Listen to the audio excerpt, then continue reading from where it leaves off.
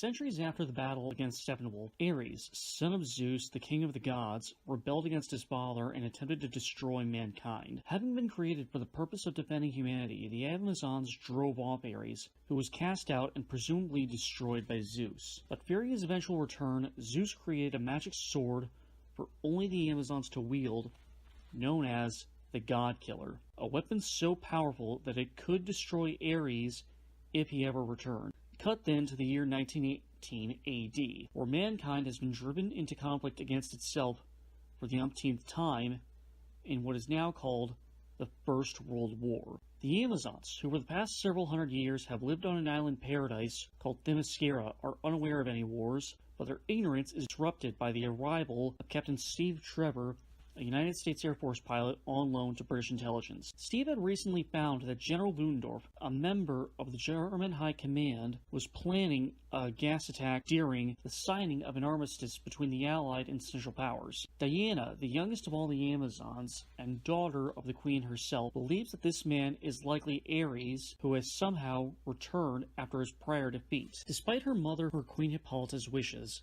Diana joins with Steve and heads off with him to the front lines in Belgium to meet with Steve's team. With Diana's skills as a warrior and innate Amazonian strength, they manage to break through enemy lines and make their way to Ludendorff's compound. Diana faces off with the general, who's been using a unique compound to increase his physical strength, while the rest of the team tries to destroy the poison gas, with Steve eventually sacrificing himself to save civilian lives. Meanwhile, Diana eventually manages to kill Ludendorff, assuming it would bring an end to the fighting.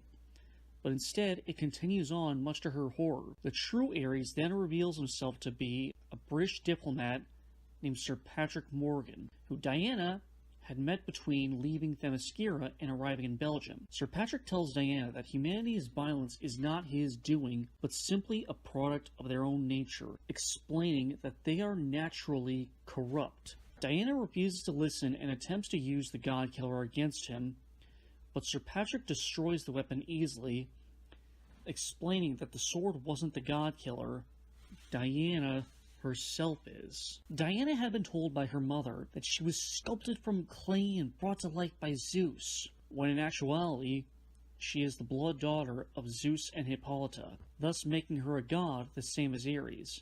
Ares explains that he would have loved to have killed her, but instead makes her an offer. Join me, help me destroy these humans, and we can return this planet to the paradise it once was, before mankind ruined it. Diana is tempted, but ultimately refuses, and the two battle until she finally defeats her brother.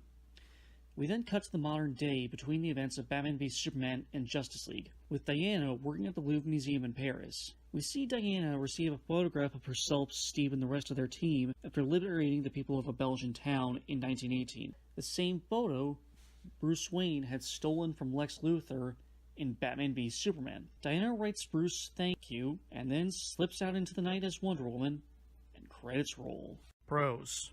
Gal Gadot's Diana is a bit of a different character here from who she was in BVS. In BVS, Diana was a very savvy, if not outright cynical character. Here, though, she's lived her entire life in a pre-Roman society of only women. Now she has to enter the world of the late 1910s, where women's rights is still a pipe dream, even to people who are actively fighting for it. She walks into the world of man thinking that all people are inherently good, and that if you stop the one guy who isn't, all the people working for him will turn back on evil just like that.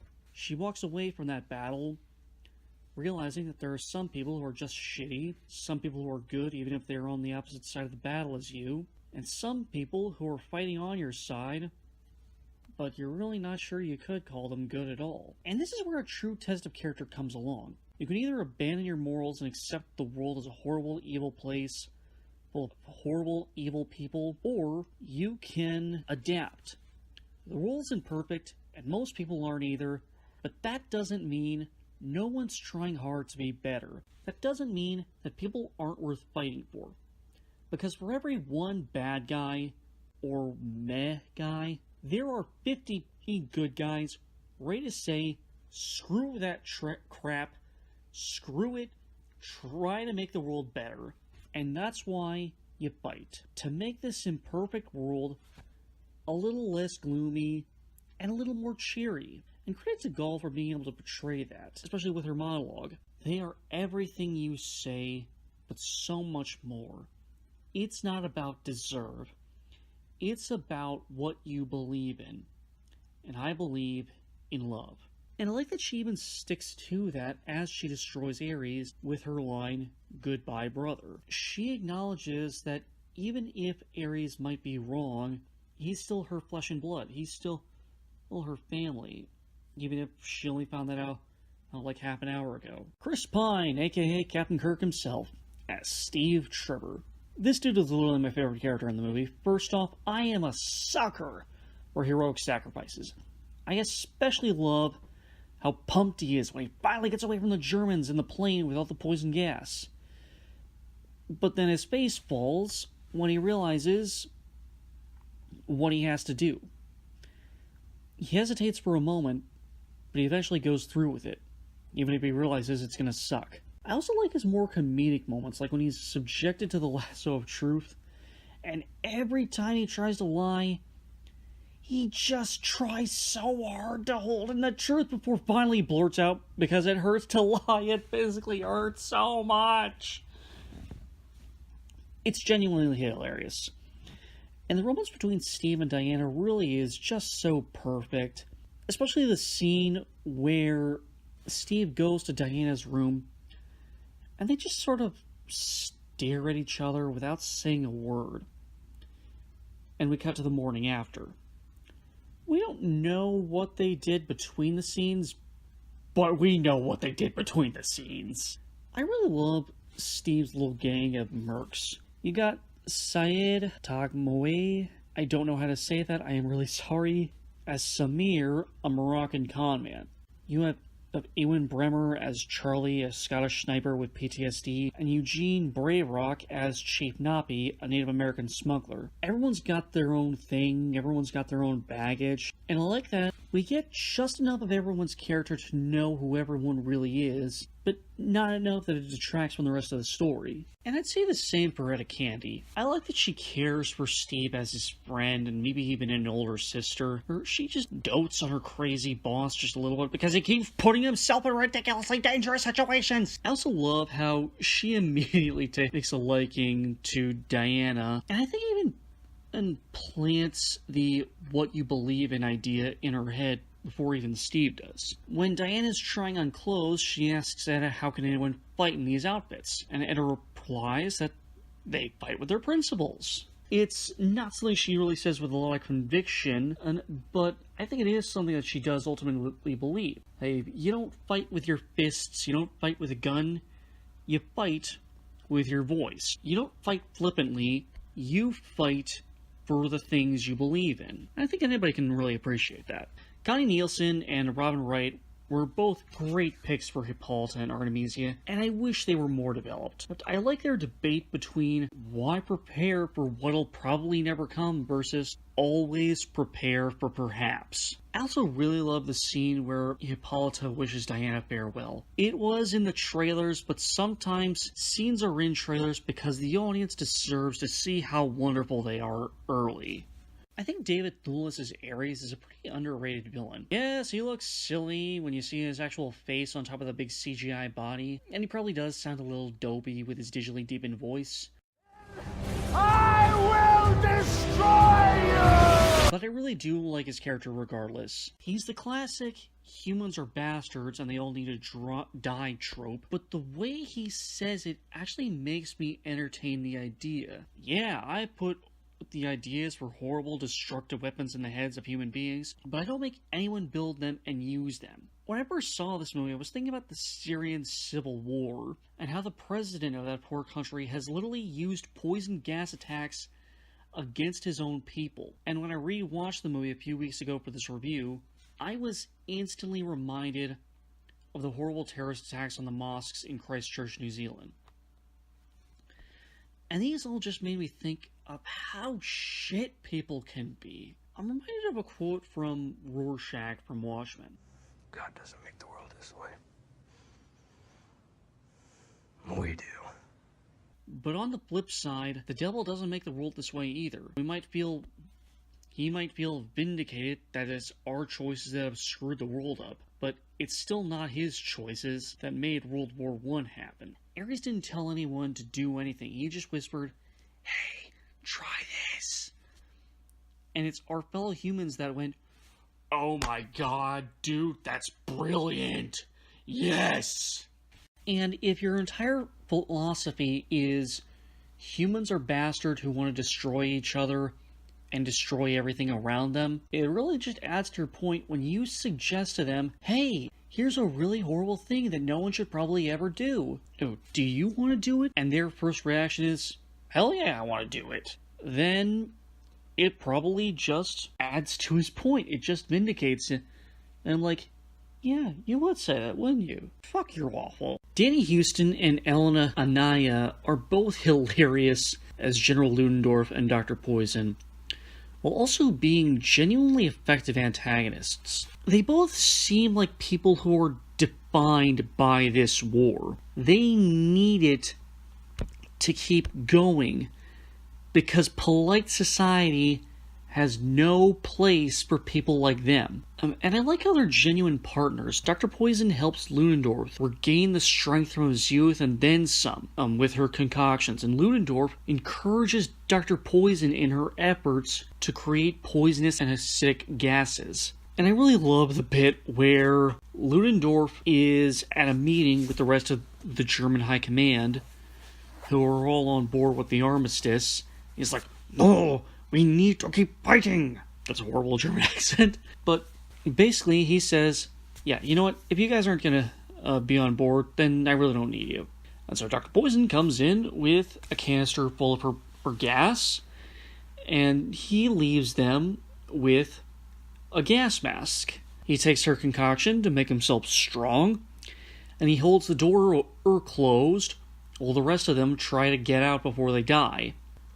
And while they're clawing at the door, Dr. Poison says, "Hey, that gas mask isn't actually going to help anyone." And Ludendorff says, "They don't know that." And then they both share in an evil laugh like they're cartoon supervillains. It's wonderful. Kudos to both actors.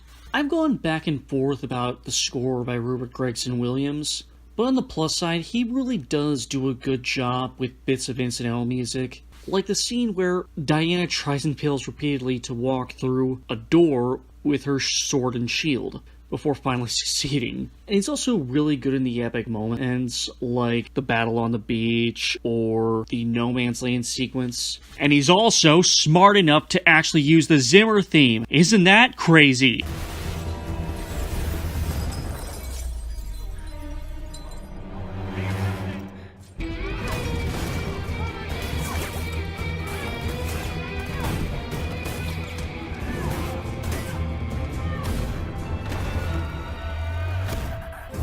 I mean, isn't it crazy, Danny? Crazy, right, Danny? Huh, Danny? Huh, Danny? Huh, Danny?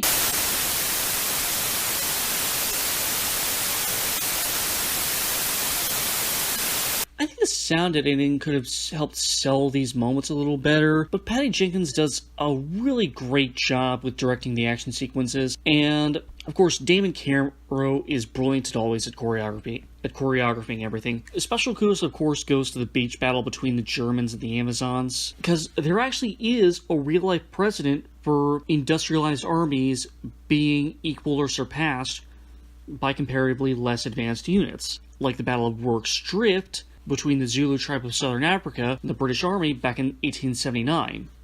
The Zulu didn't actually win that battle, but the British were fighting from a fortified position, unlike the Germans did here, which is a big advantage. Cons. Most of my complaints are rather petty and nitpicky, but I think my biggest issue, story-wise, would be that I wish there were more scenes of adult Diana with Antiope and Hippolyta. I think it would have sold certain beats more, even if they were already well done, and I think they would have had even more impact than they already did. While I did compliment Mr. Williams' score earlier, I do think he could have actually stood to push a little harder on certain action beats. It's mostly a personal thing though. The score seems to want to emphasize the sheer wonder of Diana's actions, whereas my instinct would be to emphasize the brutality of these scenes of warfare. It doesn't break the movie at all, but I think it would have added a different dynamic to the scenes that I would have actually preferred to watch. I hinted at this earlier, but I wish the sound editing made the fights a little bit louder. Again, the action seems to want to emphasize the wonder and grace and skill of Diana and the Amazons, which it does very well, but I would have liked if it emphasized more their brute strength and raw power.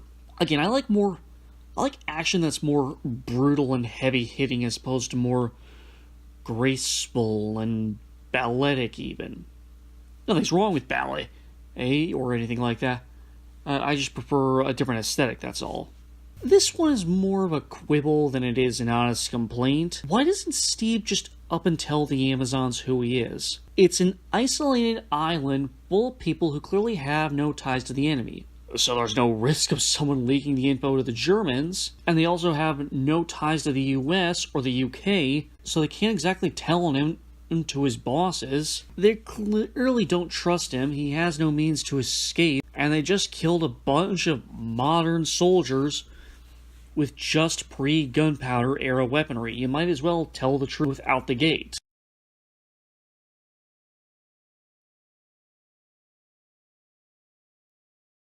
Overall, Wonder Woman is a movie that I wish I liked more than I actually do. It's a very well-made movie, and a very important one at that. It's the first superhero movie with a female lead that wasn't crap. But it's also a movie that just doesn't connect with me the way it connects with other people. And I'm really not sure why. It's a good movie, and my issues with it are mostly technical rather than anything to do with the story. But it just never clicked with me the way I wished it did. But all the same, there are far worse versions of this story that we could have seen. We could have gotten an adaptation of the Wonder Woman script from Joss Whedon, which contains such little chestnuts as, "You're not a hero, Diana. You're a fucking tourist." Or, slightly better than that, we could have gotten a live-action adaptation of the animated Wonder Woman movie from 2009, written by Gail Simone, which made Steve Trevor into the kind of guy that goes, "Not all men!" So, with that all said, I'm going to give Wonder Woman a 3.5 out of 5. Thank you for watching. I hope you've enjoyed this review. And if you did, like this video and subscribe to my channel. My next two reviews are going to be for Aquaman and Shazam, followed by a brief chat about HBO Asia and Hulu Japan's unique television adaptation of Sherlock Holmes. In the meantime, check out my previous DCU reviews for Man of Steel, Batman v Superman, Justice League, and Suicide Squad, as well as reviews for Black Panther, Venom, Deadpool 2, Watchmen the movie, Watchmen the comic, Sam Raimi's Spider-Man, Blade, trailer reviews for Shazam and Aquaman, and also a review for the video game Marvel Ultimate Alliance, which Disney is releasing a Part 3 to through Nintendo later this year. Those videos will all be linked in a playlist below. Have a great day, everyone. Woodstock out.